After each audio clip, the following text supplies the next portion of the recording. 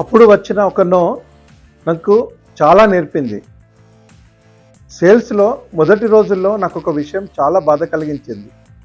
నేను ఎంత సిన్సియర్గా ఎక్స్ప్లెయిన్ చేసినా కస్టమర్ చివరికి వద్దు అంటే నేను ఎక్కడ తప్పు చేశాను అని ఆలోచించేవాడిని.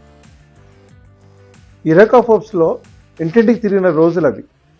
ఒకరోజు ఒక కస్టమర్కి చాలా టైం తీసుకొని ప్రొడక్ట్ గురించి ఎక్స్ప్లెయిన్ చేశాను.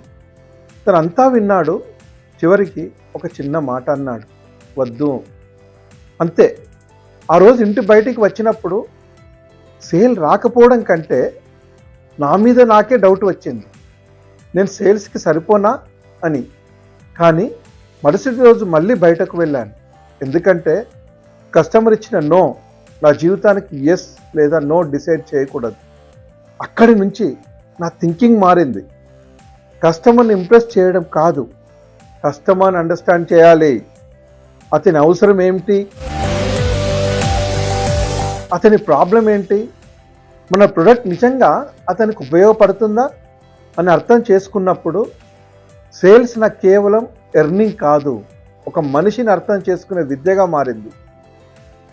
జీవితంలో ఎవరో ఒకరు మిమ్మల్ని రిజెక్ట్ చేస్తే నీ వాల్యూ తగ్గిపోయిందని అనుకోకండి. వాళ్ళ నో మీకు నో కాదు. కొన్నిసార్లు ఒక నో మనలో ఉన్న బలాన్ని బయటకు తీసే మొదటి స్టెప్. ఆ రోజు ఒక కస్టమర్ నా ఆఫర్ని రిజెక్ట్ చేశాడు, కానీ అదే రోజు నేను నన్ను రిజెక్ట్ చేసుకోకూడదని నిర్ణయించుకున్నాను. అదే నా నెక్స్ట్ జర్నీకి మొదటి స్టెప్ అయింది. నో నన్ను ఆపలేదు, నో నన్ను తయారు చేసింది. నేను సిఎస్ రావు. ఇది నా మనీ మ్యాటర్స్.